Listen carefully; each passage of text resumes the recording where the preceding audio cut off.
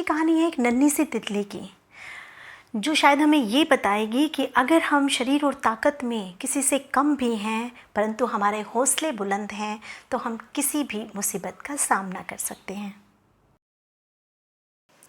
आज जो कहानी मैं आपको सुनाने जा रही हूँ वो मेरे एक दोस्त की कहानी है। एक ऐसी घटना है जो उसके साथ वास्तव में हुई और उसे बड़ा अचरज हुआ। उसने मेरे साथ भी साझा की, तो आज मुझे याद आई तो लगा कि मैं आपको भी ये कहानी सुनाऊं। उस दिन क्या हुआ कि राहुल दफ्तर से थोड़ा जल्दी निकल गया था और कुछ देर पहले ही बहुत बारिश हुई थी, तो ठंडी हवा मन को बड़ी सुहा रही थी, बड़ी अच्छी लग रही थी। काफ़ी दिनों बाद देर तक चलते रहने का मन हो रहा था, यानी उसने कोई भी ऑटो या गाड़ी से जाना सही नहीं समझा। उसने समझा कि मैं पैदल चलकर ही जाऊंगा। पास ही में एक नया पार्क बना था जिसका नाम गुलाब वाटिका था। जाने कब से इस पार्क में जाने का उसका बड़ा मन करता था, लेकिन कहते हैं ना, कमबख्त वक्त ऐसा होता है कि मिलता ही नहीं। जब हम कुछ काम करने लगते हैं, अपनी रोज़ी रोटी कमाने लगते हैं, तो हमें खुद के लिए, अपने लिए कोई समय नहीं होता। तो उस दिन पता नहीं क्या हुआ, राहुल ने कहा कि मेरे कदम खुद ब खुद पार्क की तरफ बढ़ चले और मैं पार्क में पैदल चलने वालों के लिए जो बढ़िया मार्ग बना हुआ था उसी पर धीरे धीरे चलता जा रहा था। राहुल ने वहाँ देखा कि बीच में आराम करने के लिए वहाँ कुर्सियाँ भी बिछी हुई थी। बच्चों के खेलने के लिए बड़े सुंदर झूले बने हुए थे। तरह तरह के सुंदर फूल और वृक्ष लगाए गए थे। यह पार्क देखकर बचपन की बड़ी याद आ रही थी उसे। तभी चलते चलते उसने देखा कि सामने मिट्टी का एक ढेर पड़ा था, जो शायद बारिश की वजह से कीचड़ में तब्दील हो गया था। और यह मिट्टी शायद माली ने नए पेड़ों में भरने के लिए मंगवाई होगी और वो उनके वहाँ डाल नहीं पाया होगा, लेकिन बारिश के कारण वो कीचड़ बन गई।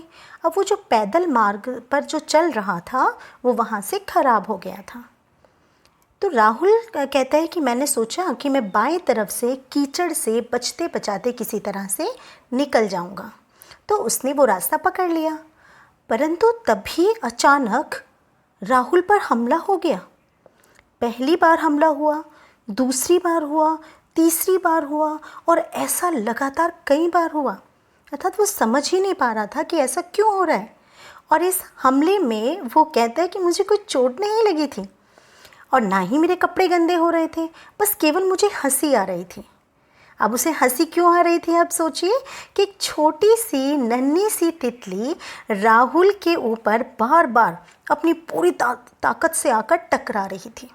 इस वजह से वो आगे ही नहीं बढ़ पा रहा था, क्योंकि वो तितली को बचाने की कोशिश कर रहा था कि कहीं अगर वो हाथ से उसे उड़ाएगा या झटके से उसे मारने की कोशिश करेगा तो उसके पंख टूट सकते हैं।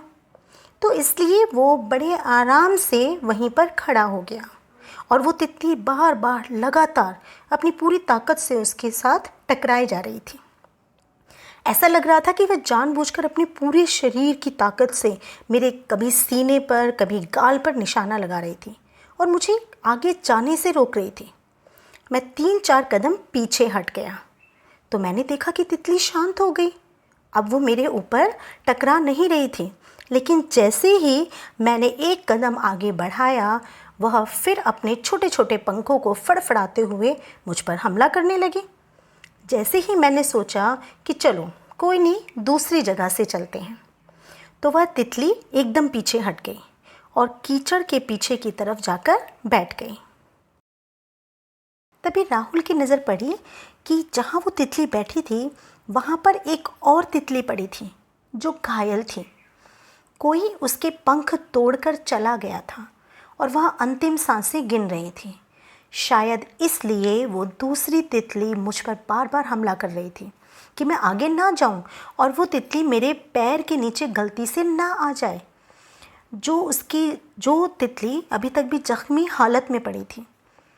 इतनी नन्ही सी तितली अपने से 1000 गुना बड़े शरीर वाले इंसान से भी सिर्फ इसलिए टकरा गई कि शायद उसे उस जख्मी तितली के साथ कुछ पल और बिताने के लिए मिल जाए, क्योंकि उसे ये तो पता था कि वो मृत्यु को प्राप्त तो होगी, अर्थात उसकी मृत्यु तो अवश्य होगी। वह दिन सचमुच मुझे हमेशा याद रहेगा। राहुल कहता है कि आज तक भी जब मेरे जहन में ये बात आती है तो एक नया जोश मेरे अंदर आ जाता है। उस नन्ही सी तितली ने मुझे ये सिखा दिया कि चुनौती चाहे कितनी भी बड़ी क्यों ना हो और डगर चाहे कितनी भी कठिन क्यों ना हो, उससे कभी घबराना नहीं चाहिए। हमेशा डटकर लड़ना चाहिए, क्योंकि घुटनों के बल चलने वालों को कभी भी सफलता नहीं मिलती। तो मुसीबत कितनी बड़ी है, लड़ने से पहले उससे मत हारो। कम से कम लड़ोगे तो शायद उस मुसीबत से पार पा जाओगे, और नहीं लड़ोगे तो वो असफलता भी तुम्हें एक नया सबक देकर जाएगी। इसलिए हमेशा अपने आप को इतना मजबूत अवश्य बनाएं कि आप किसी की ताकत के सामने अपने आप को छोटा ना समझें। जैसा कि उस नन्ही सी छोटी सी तितली ने मेरे पहाड़ जैसे शरीर को भी बड़ा नहीं माना और वो मुझसे टकराने के लिए भी तैयार हो गई।